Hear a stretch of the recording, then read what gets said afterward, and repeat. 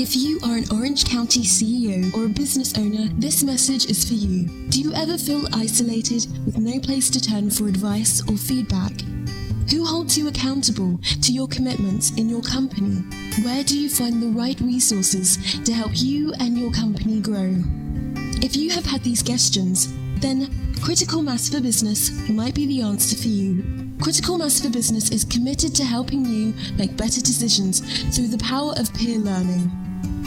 These are groups of peers who are running businesses just like you. CEO Peer Groups provides a great sounding board to test fresh ideas and new concepts, review your strategic plans and tactical goals, and present issues and opportunities for a critical discussion. The result is improved strategy, accountability, and improved business results. If you are interested in learning more, go to www.criticalmassforbusiness.com and learn about our CEO Peer Groups. CEO Peer Groups is a registered trademark of Critical Mass for Business. You are listening to the Critical Mass Radio Show, Orange County's business talk show, focused on exploring topics of interest to CEOs who are leading middle market companies. With your host, Richard Franzi.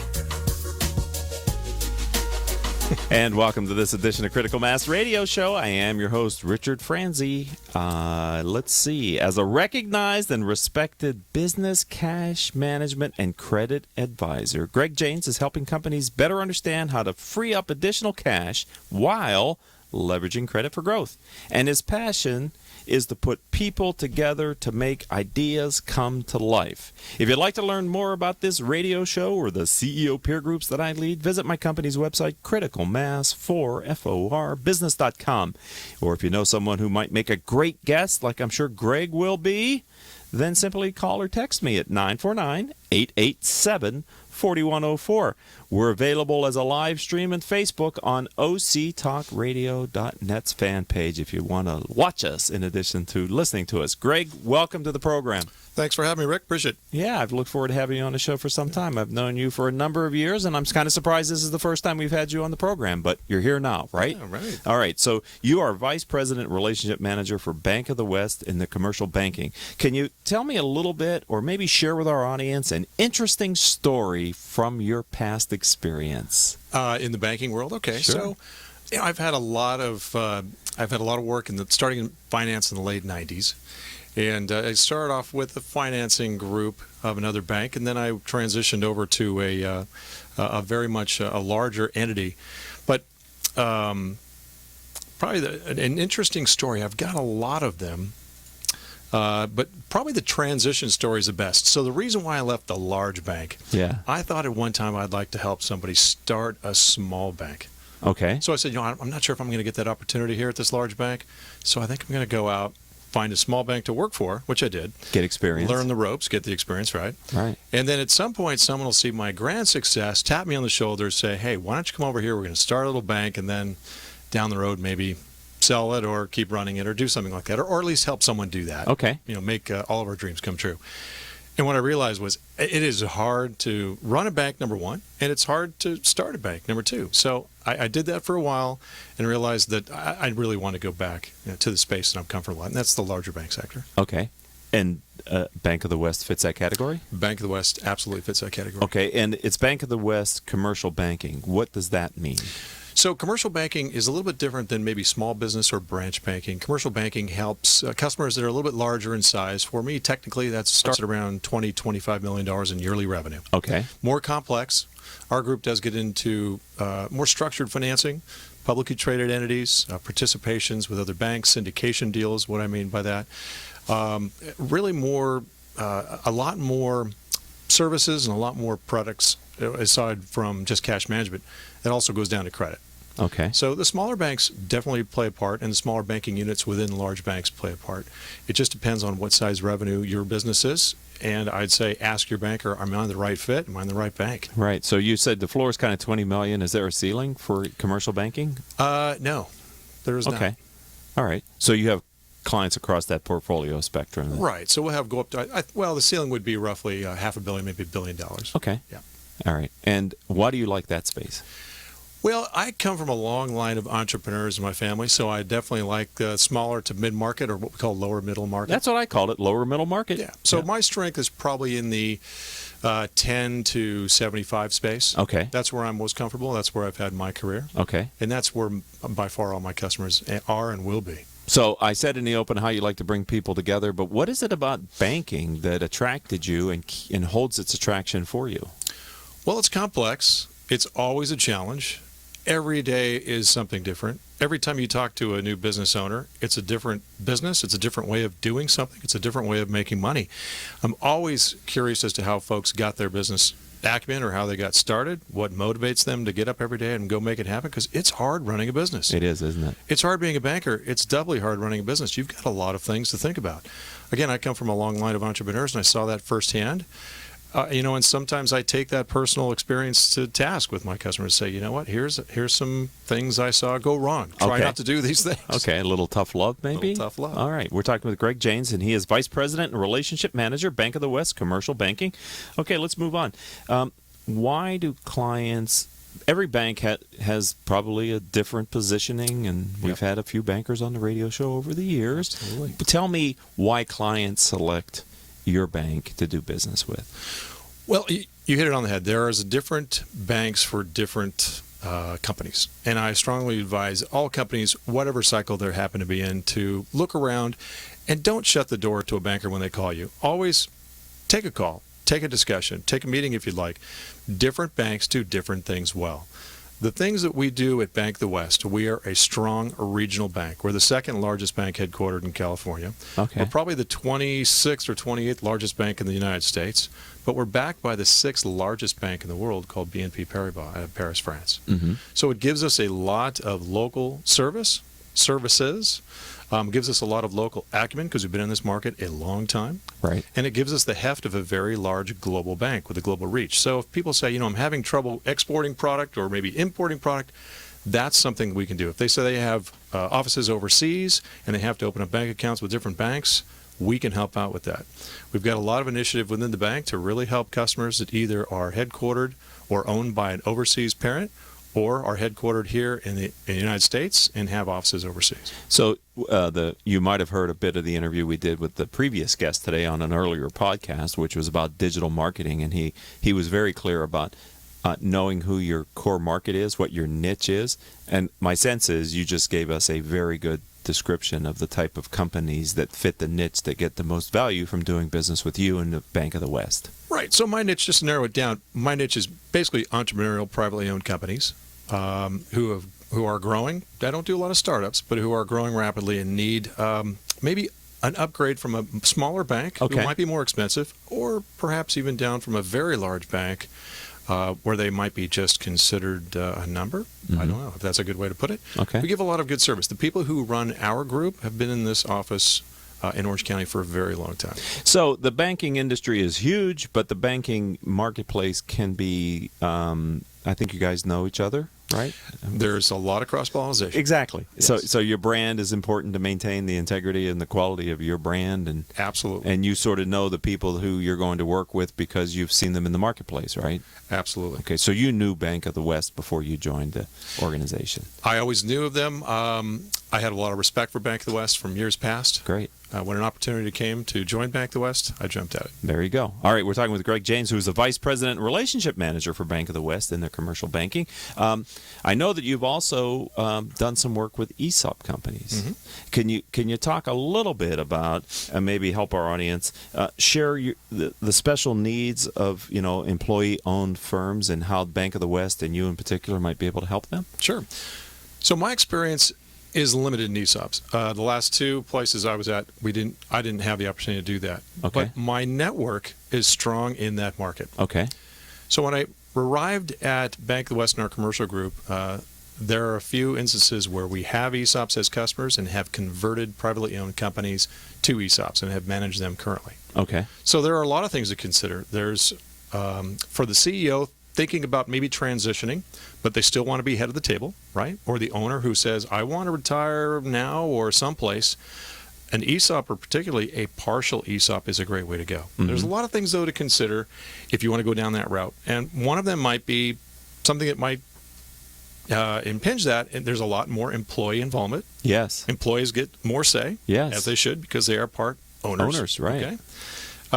There are, if you're thinking about selling the business outright to maybe a strategic buyer or doing an ESOP, you're probably going to see a lower valuation of your business through an ESOP, but that is backed up by the tax advantages of the ESOP. So you might think, okay, the value of the business is less, but the tax advantages for both the business and the owner, whether it's partial or full ESOP participation from the founder, really offsets that lower value. Right. A couple things to consider when you do get into an ESOP. You really want, it's designed really for, to back it up, a long-term growth company, stable management, stable growth, stable profits. It's not really designed for a startup who's going to be around for 2 years and then do an ESOP. The banks really want to see, okay, can we make this happen? Can the financials support this this ESOP funding that we're doing, or another funding source? It's complex. ESOPs, getting into an ESOP can be complex, and it can be taxing to an owner who's not familiar with that type of setup. That's why you really do want to have a good CPA on hand. You want to have a good ESOP consultant, good law firm, good bank, the whole 9 yards. It can be costly. So minimum setup to get into and understand the ESOP and get your ESOP plan in place could be $40,000 and go from there on up to several $100,000. Right. So it's complex. It can be expensive. You might lose a little bit of your kingdom. But in the end, if you're planning on doing a transition anyway, this is a great way to do it either all at once or maybe through a slow or maybe even not a full transition. There are ESOPs out there that the owner still controls 60% decades later. Right. Employees are happy, owners happy, everybody gets together and makes things happen. If you have an ESOP ownership structure, your employees are going to be way more involved. Right. And maybe that leads to an engaged workforce. An engaged workforce is always a better Which is workforce. awesome. Awesome. Okay. We're talking with Greg Janes, and we're going to take our first and only commercial break here on Critical Mass Radio Show and Podcast. It's literally just, 60 seconds, something from me, one of the products or services I do, and I really would like you to listen to it because it's important, and I'm sure you'll see value in it. And when we come back, I'm going to ask Greg to talk about what methods firms can use to make sure they're maximizing their additional cash as well as leveraging that for growth through credit. So we're going to talk about that, okay? Sounds great. That's what we said in the tease in the open, so we'll do that in the second block here on Critical Mass Radio Show and Podcast. Don't go anywhere. We'll be right back after this word from me. Okay. Richard Franzi is the author of 2 popular business books for CEOs. His first book, Critical Mass, The 10 Explosive Powers of CEO Peer Groups, was the first book ever written on the secret value of CEO peer groups. His second book, now with newly updated information, is Critical Mass, The Power of CEO Guiding Principles. Richard's books contain powerful information to help CEOs running middle market companies gain valuable insight to improve their decision-making skills. Richard's books are available as paperbacks or Kindle versions from Amazon.com. To find them, type Richard Franzi in the search box. Welcome back to this edition of Critical Mass Radio Show and Podcast, and I am your host, Richard Franzi. All of our shows can be heard any time of day or night on iTunes, Stitcher, Spreaker, several hundred former guest websites whose CEOs have appeared on our radio show. Since we started our show in 2009, our show's reached several 100,000 listeners through this live stream on octalkradio.net, our Facebook Live on octalkradio.net's fan page, as well as the podcast that we'll be pushing out on the various platforms tomorrow. Simply type in these 4 words, Critical Mass Radio Show, in your favorite podcasting software to find our weekly shows and hopefully become a regular listener. All right, we're talking with Greg Janes. He is the Vice President, Relationship Manager for Bank of the West Commercial Banking Group. Before the break, I said I was going to ask you to talk about what methods firms can use to make sure they're maximizing their additional cash and they're also leveraging their credit for growth. That seems like a simple question, but not a simple answer. So I always suggest, obviously, to businesses, know your business, stay ahead of the curve. And by that means, you got to have a good CPA. You have a good foundation for consultation, both your banker, your CPA, a good lawyer. All those will help you. But as far as the business goes, cash and leverage, when you work with a bank, they're going to look at your ratios. They're going to look at your leverage versus cash flow versus your debt ratio, how that looks out. They're going to have minimums that you're going to have to hit. Really pay attention to that, because there's a lot of times when we engage with a prospect or a customer and we say, okay, this is what we can do if we see these types of numbers going forward. And that could be a quarterly, maybe every 6 months, or maybe even every year.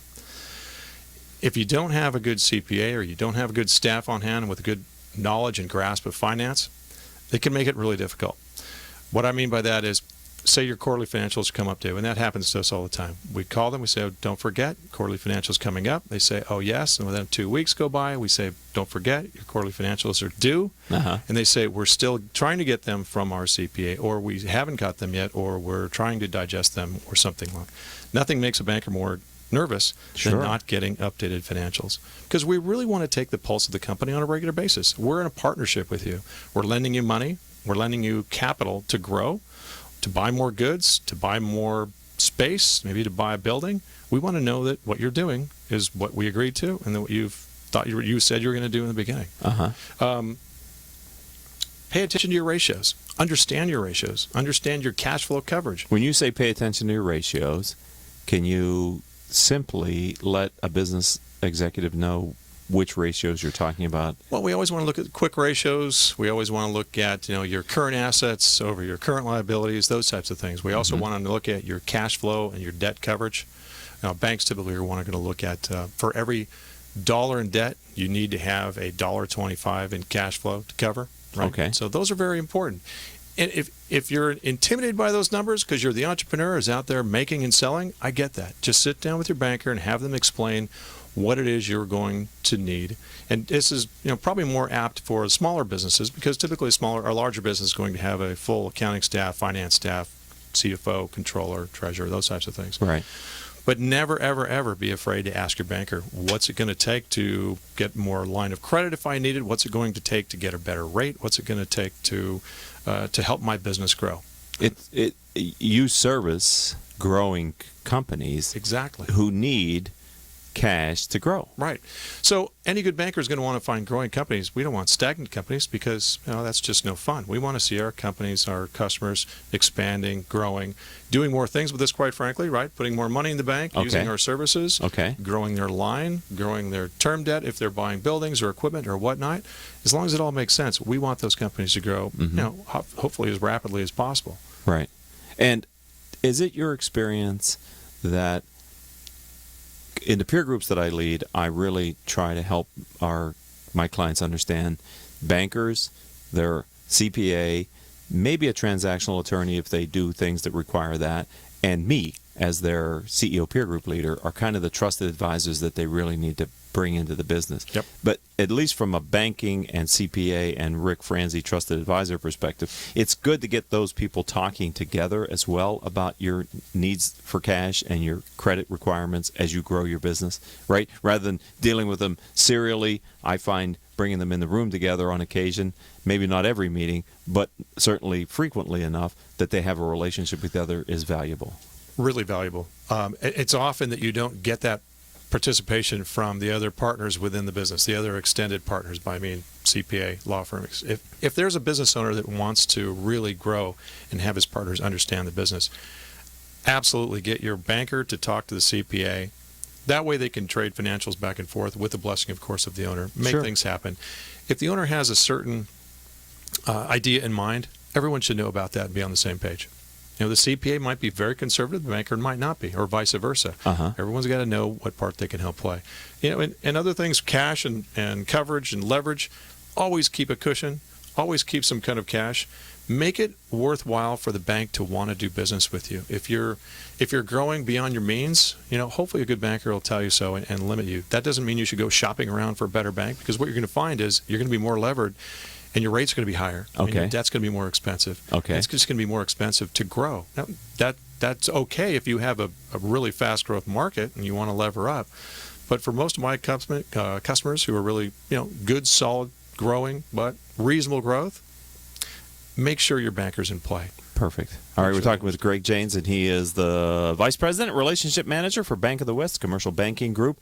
One of the things I wanted to ask you, and because I like to, we have just a few minutes left here on the radio program, but what's your bank's view or your view and opinion of the economic outlook for the balance of this year? Here we are almost at the middle of 2017. Yeah. What are you hearing? Because you get to see so many companies. I think you get a good cross-section for what's really going on the street. Right. Well, that's a discussion you kind of have every day with your network partners out there. How are you doing? What's going on? What do you see? Of course, I do not participate, but I do go to a lot of economic forums, Chapman Forum, Doty, all those. And I think what we anticipated in 2017 versus 16 was probably a little bit more volume, probably a little bit more business activity across the board in the United States. I do see we're seeing that in certain sectors, but other sectors are kind of slowing down. I mean, transportation is slowing down a little bit. It was hurt last year with that Chinese crisis. It's kind of spilled over into this year. Restaurants, some restaurants are doing great, but a lot of restaurant chains are doing flat business. Okay. So it's kind of stagnant. As far as investment, as far as real estate goes, which is a big lifeblood of the Orange County market, by the way, as you know, I think there's a big wild card in the political spectrum right now. No one really knows what tax changes are coming up. Nobody knows really where to play that deck. So I think a lot of people are sitting back and waiting for maybe the political winds to blow one straight direction for a set amount of time. And in real estate especially, that's true. Okay. So thank you for that. If someone would like to learn more about what you're doing as a relationship manager or the role that Bank of the West might help them with, where do you suggest they go online to learn more about Greg Janes or the brand and bank that you work for? You bet. Well, they can always start with bankofthewest.com. That'll give them all kinds of opportunities to look at the kind of things that we do. We have a personal, small business, commercial banking sectors on there. They can just click on the tabs. For me personally, I've got an email address, and of course, I've got an office phone and a cell phone. If you want me to give that out, I'm more than sure. happy to. What the hell? I'm always available on my cell phone, Rick. 949-439-9190. My email is gregory.janes, and that's with an N, as in Nancy, ES @bankofthewest.com. Well, thank you for being a guest on the program today, a part of the Critical Mass community, a friend of the program. I've enjoyed this conversation. Thank you, Greg Janes. Me too. Thanks, Rick. All right, ladies and gentlemen, that's going to wrap up this episode of Critical Mass Radio Show and Podcast. I'd like to thank our engineer for today, Paul Roberts. Our producers are Crystal Nunley, Joan Park, and Haley Stern. I'm your host, Richard Franzi. If you'd like to learn more about the radio show or the CEO peer groups that I lead, visit criticalmass4business.com. And until the next show, I hope all of your business decisions will move your company in a positive direction. You have been listening to Critical Mass Radio Show Business Talk Show, focused on exploring topics of interest to CEOs who are leading middle market companies. With your host, Richard Franzi.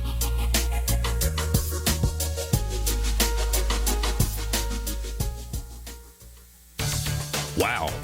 Marketing predictions are out for 2015, and marketing success is changing. Did you know that Google is now actively tracking your business and personal brand and online